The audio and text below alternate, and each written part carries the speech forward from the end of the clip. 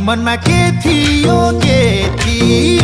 माया लाउने कान्छीलाई भेटियो फुल मायामा नभुल